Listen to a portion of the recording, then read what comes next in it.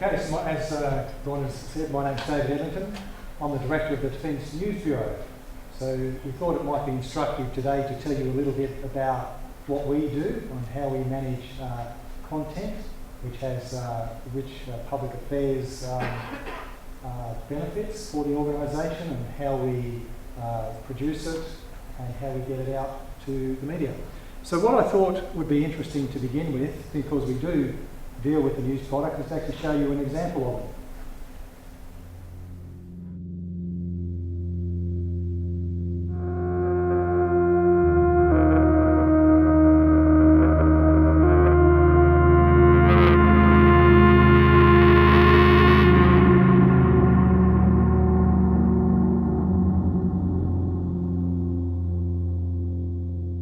Exercise Sea Explorer are joint amphibious exercises held annually in northern Queensland.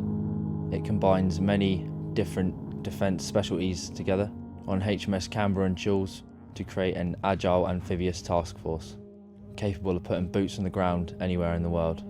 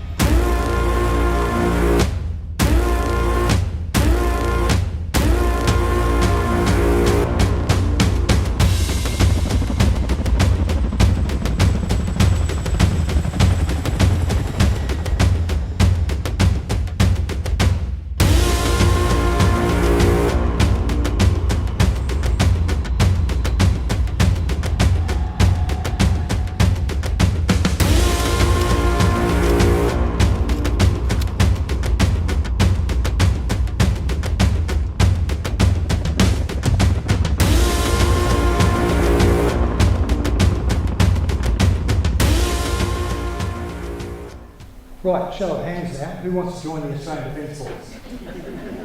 Good. You can put your hand up. We've got you covered. We thought you were actually using the Check in Canberra app, but that's actually the Defence Force recruiting app. You'll be hearing from the recruiting officer shortly. We'll be in touch to let you know when you can commence your training in Capuco. So well done. Thank you. Well, it's great that we're able to showcase something like that. And that's an example of the sort of product that we get. We're very fortunate in defence that we do have such wonderful product opportunities. We're also fortunate because of the structure within the organisation. We've got a mix of Australian Public Service and also Australian Defence Force communications staff. Our ADF colleagues are often out capturing this sort of product, which then they send back to us here in the Defence News Bureau. So what we are obviously looking to do is to take full advantage of that product and exploit it to best effect. Just have a look at those words up there. That's actually the mission statement of Defence.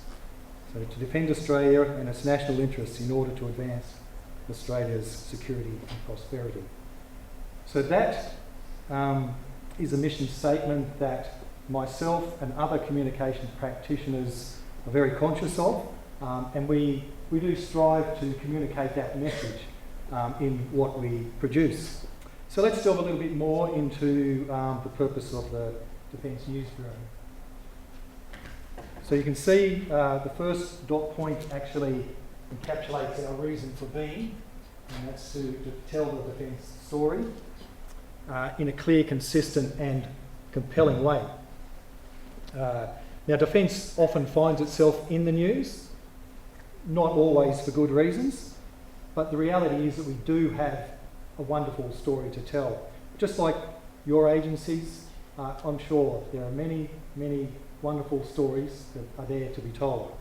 As Bron mentioned about the crew from HMAS Anzac turning around just prior to reaching their home port to go and rescue some Indonesian fishermen.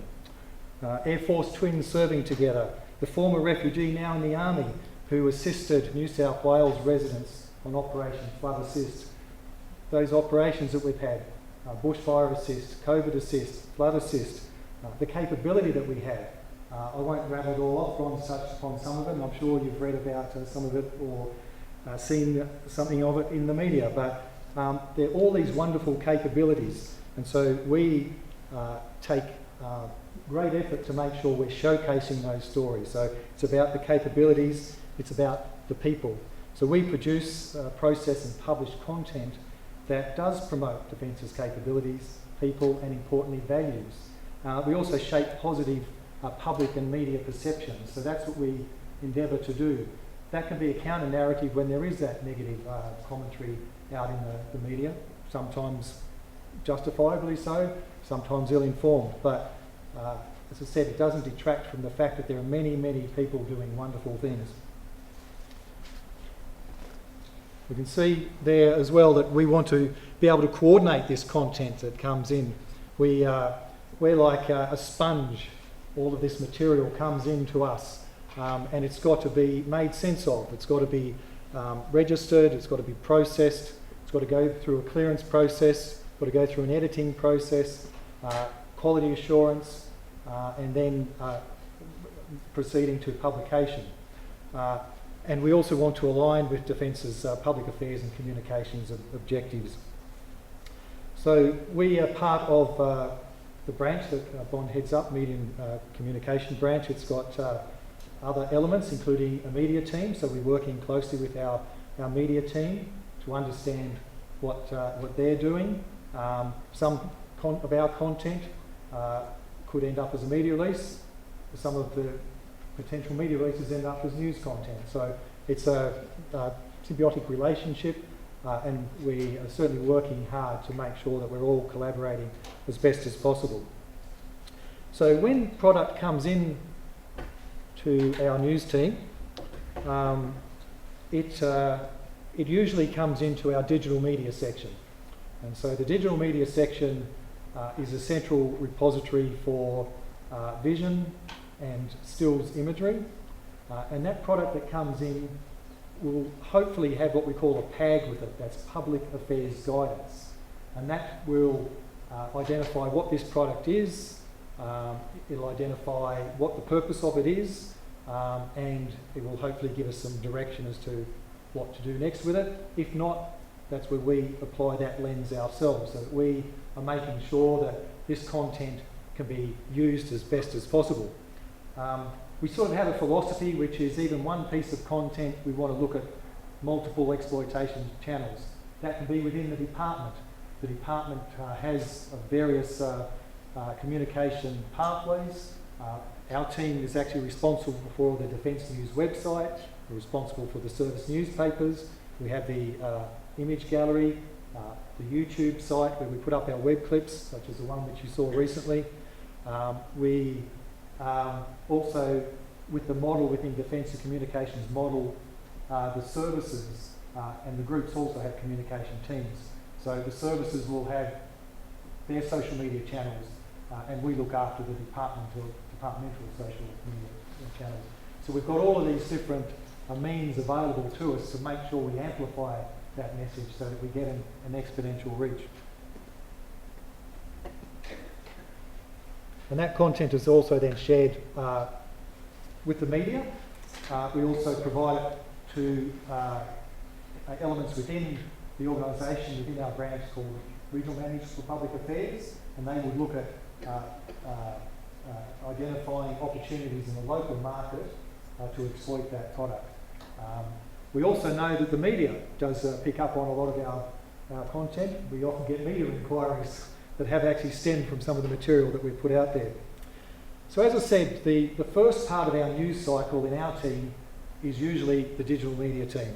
So they receive, edit and publish videos, they create their own videos, they receive and publish photos, and they also take photos. So with our public galleries, on our image gallery, we have more than 375,000 photos. There's plenty of others that we have which aren't published as well. It's not necessarily there's anything wrong with them, it's just simply there are too many of them. How many photos of say the one activity do you need? We obviously try to put the best ones up there in a selection for people to use, and also for the media to access. So those images are all publicly downloadable, not for commercial use of course, if you were thinking you could do a little bit of a side business there. We also have our YouTube channel in which we post our web clips. We've really only been quite active in that in the last few years. It actually dates back to about 2018, I think. So we've got 1,493 web clips on there. And again, that has very good reach. We only actually have a small subscriber base, 9,000, but the reach on YouTube is actually quite impressive, and I'll show you a pie chart later on which will actually showcase that. So the Bureau, a bit of background as well, we were established in 2018, and that stemmed from a reform process within the communications sector in defence. Some of you, I see the audience, would have been around at that time and lived through that. And so that brought together the digital media team, the social media team, and our news team. And obviously there's synergies between those sections. It's a fairly large section. We've got, say, 33 staff. We are actually a microcosm of defence, if you like, because we have representatives from the ADF, all three services, as well as APS. So, if you like, we're a mini microcosm of Defence's makeup and Defence's composition. We have staff who have a range of specialisations. We've got photographers, media producers, social media specialists, editors, military reporters, advertising and marketing people, all very skilled people. And then there's me. So we find that we work very well because of the different skill sets that we have, and also by having that blend of APS and ADF people. It means that we can talk the language across the fence, if you like, or even break that fence down, which is what we aim to do. We do have our personnel who, other than being based in the Bureau, can also go out to capture product. So Bron mentioned earlier about exercise Talisman Sabre, biggest bilateral exercise we're involved with the Americans, happening at present. We have 6 of our people there, 3 ADF and 3 APS. And they are effectively performing the same roles as what they do on a day-to-day basis in the Bureau. Our reporters are gathering stories. We've got a imagery manager who's assessing the imagery that's coming in and evaluating it and ensuring that the quality is there for the product. We've got a media producer who's editing videos, again, so that they're right for public release. We've got an ADF captain there who actually is a coordinator of imagery. So again, it's providing that lens to evaluate this content. We need to make sure, obviously, that it is suitable for public release. It does go through the appropriate channels for that to occur. But importantly, what we feel we can bring to the table is an understanding of what is newsworthy. How can this content be used to best effect? So that's where I think that is a strength, by having that mix of people that we can actually achieve that. So after the product comes in and it's registered and it can go off for clearance or undergo editing, the other thing, as I say, is what are we going to do with this? I mentioned early on about our relationship with the media team. So here's an example of a media release. If we look down in the bottom part, you'll see the hyperlink. That is actually to imagery, which is available in a downloadable format for the networks and for the media to use. So that's one way of ensuring that our product is also promoted. So people come at it through, the media will come at it through a media release. Otherwise, they may see it on some of our other channels, whether it be social media or on our Defence News online site. Next part of the news cycle is the news team. And so the news team, as I mentioned, is responsible for our Defence News online site, and they also produce our service newspapers. The former is really for the external audience, the latter is for the internal audience, for our sailors, soldiers and aviators. However, it does also have, with the service newspapers, also have a public affairs effect. And so we obviously need to make sure that that content that we put in those products as well is appropriate for public release. The news team, often that content that they put on the news site can be picked up by the media, as I mentioned earlier on. And while sometimes the figures on a particular article mightn't necessarily be high, our analytics of people who have viewed that, what we do know though is if it's being picked up by the media, and we have examples of this, there's that exponential effect. And often they're actually running our articles word for word. So that's again another benefit for us as a department. Excuse me, that we can be able to use that channel to promote our message to the external audience. And so that just shows the value of having this news model. I'll just talk a little bit more then about the service newspapers. So they've been around in different forms since about 1958, so Army, Air Force and Navy newspapers, they all started roughly around the same time. And they're mainly for serving ADF members, their families, ex-members. We have the hard copy form of the newspapers. We also have it available in a digital flip book format for those people who enjoy looking at the paper online and aren't necessarily able to get their hands on a copy. Here's an example of something we did as a special edition. So this was a glossy publication that we put together on the occasion of Air Force's centenary in March this year. I'll just hold this one out for you to give you a bit of a better idea.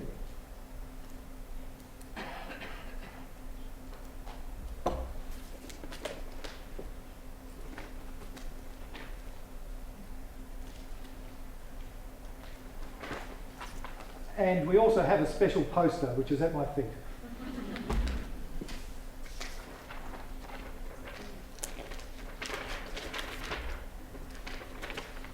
Exhibit A. So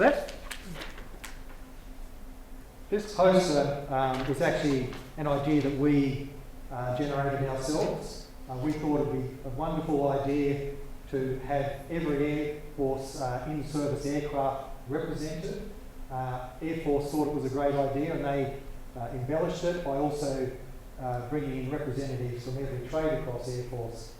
That image went viral. The Prime Minister actually did post it on his social media accounts and many others as well. So again, you can see that an idea that we have is not just constrained to the service newspapers. It's something that can also be used across these other channels. Coming back to my point, single product, multiple channels, you get it out there as widely as possible and make sure that we are able to make full use of it.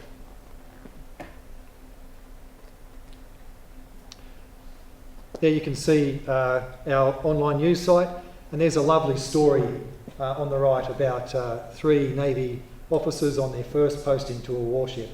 So you can see that we're showcasing, as I mentioned earlier, some of these great people stories, great capability stories as well.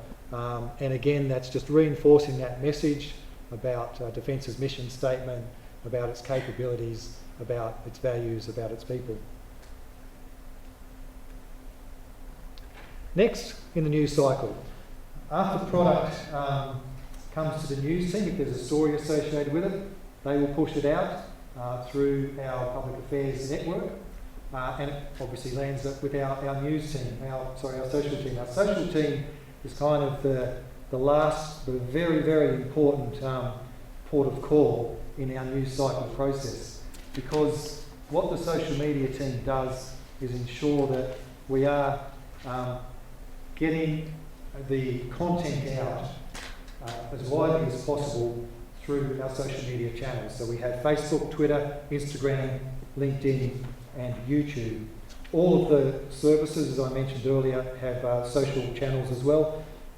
The central accounts, that's our Defence Australia accounts and also the services accounts, there's probably 24 of them. There are many other social media accounts within Defence. They're all subject to clear rigour around their existence, and also ensuring that people are appropriately trained when it comes to the posting of content and the management of that content as well. So social media, as I said, is an amplifier of content. It drives a lot of people to the news site. It highlights some of these great public affairs products we've got, such as that video which I showed earlier. And it's a conduit to refer people to some of the longer form content that we have either on the news site or on our YouTube channels. That video I showed you earlier was actually 4 minutes. I cut it down for this purpose, but we do have varying lengths sometimes with our content. The social team are also very adept at looking at what is the optimum length, or what is the ideal time for something to be posted. How will it play out best? So we have about 2 million followers over Defence's main social media accounts, and that's not counting potential lurkers. Who here is a lurker? Yes, I know I am. I'm on Instagram, which my wife kindly signed me up for, and I've done 3 posts, all of my dog. And I'm sure that's not alone in what many other people do. So we also can have some interesting stats here which we can show you. I mentioned earlier on about a pie chart. So here we have a breakdown of our percentage of followers by platform. And interestingly, each platform has a different persona, and we're going to come to that in a minute, just as to what that actually entails, what that looks like. But the majority of our followers on Facebook, there's an average impression figure of 186 million, 99.4 million, and YouTube trumps that with over 186 million. So even though you can see on that pie chart, YouTube actually has a smaller slice of the pie, it does actually have a greater reach, greater effect that way. And we also endeavour to optimise our content. So we look at the best times to post by studying engagement trends. We undergo testing, A and B testing, to identify how long the copy is and what resonates best with audiences. So we do some experimentation there, trying different things, emojis, calls to action, quotes, etc., etc. So it is an art form, and our social media team are very skilled at refining that, just to make sure we are getting the best results. We mentioned about Towers and Sadie being on. Me, as a bit of a social media numpy, thought, why don't we publish more often? Let's put some more content on Facebook. And my social media manager did caution me against it. She felt it wouldn't be effective, it would affect the algorithms and so on. I said, no, come on, let's give it a go. And within a couple of days, she was proved right, because our engagement rate had gone down. So again, it just shows that trust the people, those that know their business, know what is best, and it also shows to just keep evaluating and refining what will actually work for you. When we look at other things with our optimisation, our hashtags, we within Defence have a Your ADF hashtag. We notice that even a lot of media outlets use that, and in a very positive way. So that actually has a great benefit for us. So in the last 12 months, it's that particular hashtag has had a reach of 69.27 million, and 88% of those were positive mentions. So no small thing. We look at tagging other accounts within the Defence network to, again, share off one another to expand our reach. We do have calls to action, which again can help increase engagement. And I mentioned before about our personas. So our social media team did a deep dive into looking at the personas for our accounts. And this is what they've come up with. Unsurprisingly, the main followers on Facebook are males. And I think we have to say that anything that goes boom probably does resonate with a lot of those that part of our audience. But we also do have another audience as well. It's not just all white males, but certainly on Facebook it is skewed more to the older demographic. If we have a look on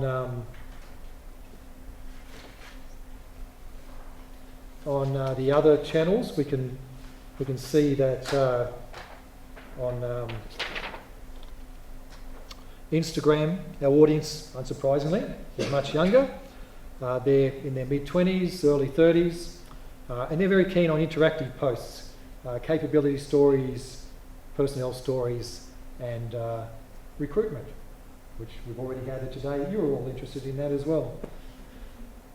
We can look at the YouTube persona as well, skews to a younger audience. Again, anything that has a strong visual element is obviously working well with that audience. Interestingly, our examination of the personas found that LinkedIn, which was a surprise to us, wasn't actually necessarily the best format for recruitment posts. But we certainly do look at using our social channels where possible to do some of those recruitment posts, but it's obviously about the timing as well. We found Saturday works best, I think, correct, Rose? Yes? But Saturday often is a better day for us to actually put those recruitment posts out. Time for another reel.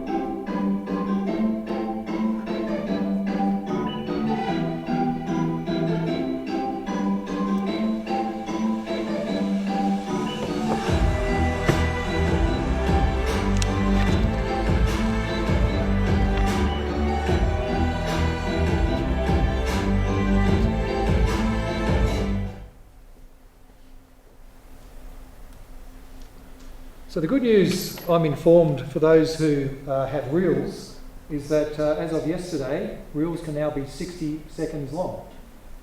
Now, what we are doing with reels is using it to drive interest into longer form content. So it's a bit of a teaser.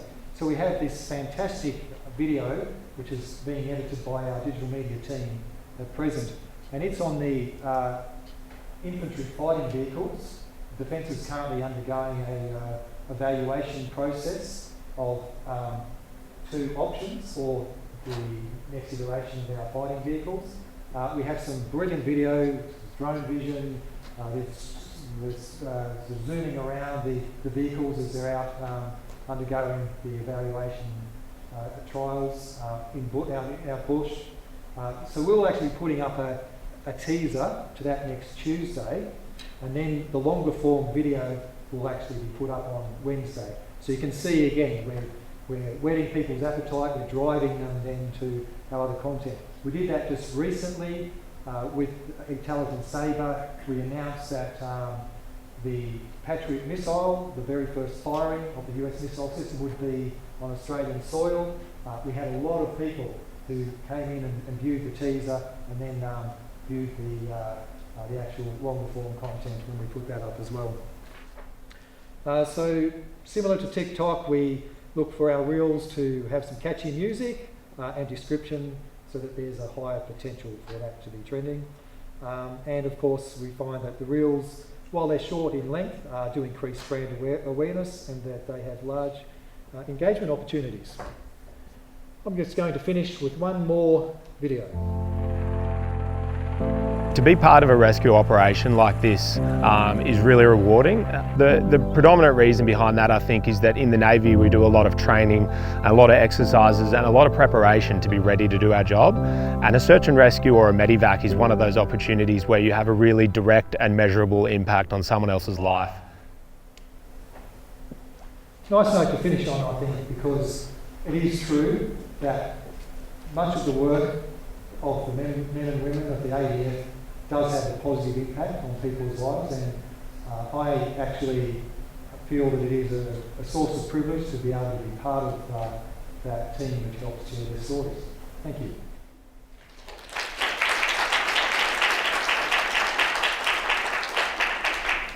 little bit over, but I'm happy to take some questions if you do have any for me. I will say I'm a little bit hard of hearing, so we will pass the microphone around. If I look at you a bit bewildered, it's because I might not have heard you, or maybe your question just flummoxed you. But happy to take some questions.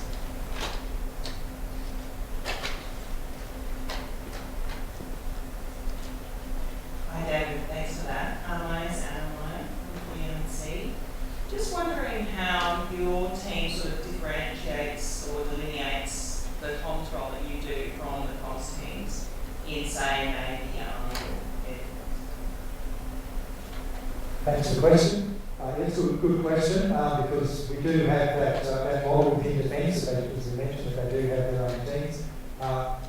So as I mentioned, the military has public affairs specialists, so they have imagery specialists, for instance, who do capture content, such as that first video and that last one, which we showed you, but it's still got to come to us as a central agency to make sure that it is registered, it's clear, and we're the ones that would edit that content or put that lens over to make sure from the quality side that it is appropriate for use. So they are often the content providers. We then publish that content, and that content we then share back with the teams within the services so that they can use on their social media channels or as they see fit, as well as we send it off to our ministers, we send it off to our regional managers for public affairs. Sometimes we might engage directly with media outlets ourselves to share it with them. And so there's a whole sort of virtuous circle, if you like, of how we're making sure that cycle is all the content is fed and shared as widely as possible. Thank you.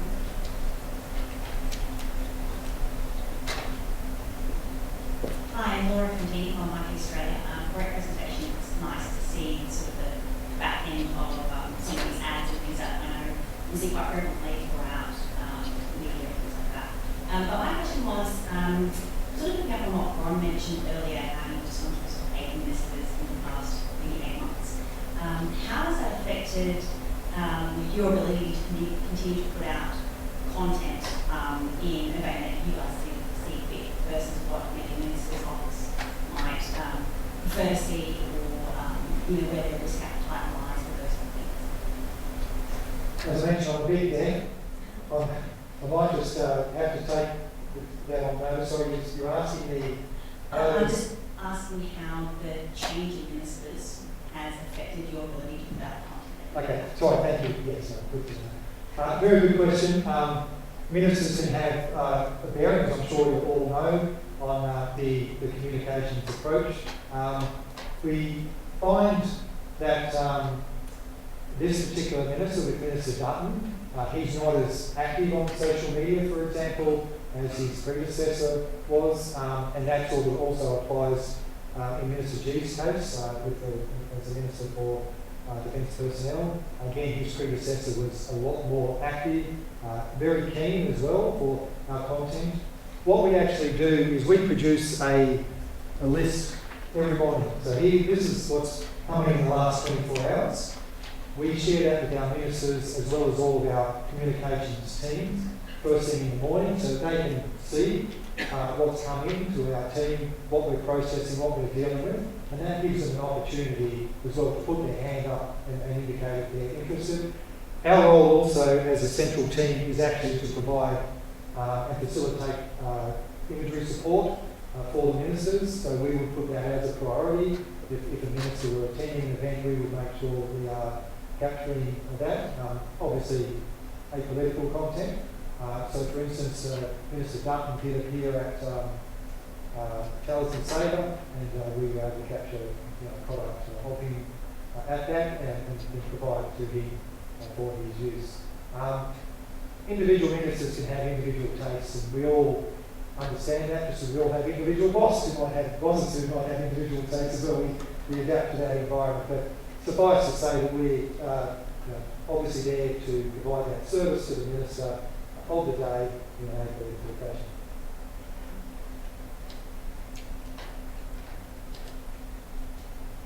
All good. Oh, wait, I've got one at the Oh, front. sorry.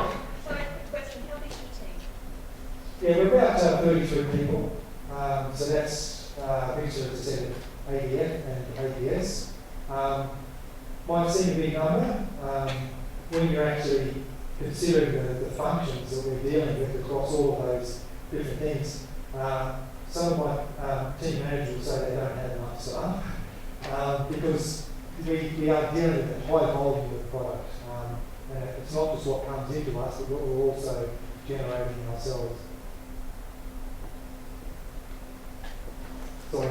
How does the internal communication work across the defence force? Do you have any contribution to internal communication?